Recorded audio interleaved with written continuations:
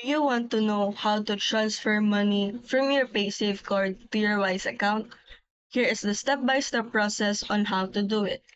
So first, you need to log into your PaySafe account and navigate to withdraw money for you to be able to withdraw on another bank account because direct transfer isn't an option from PaySafe card to your Wise account. So you need to withdraw funds first from your PaySafe card onto your another bank account. So after that, you need to withdraw or specify the amount that you wish to withdraw from your PaySafe card to another bank account.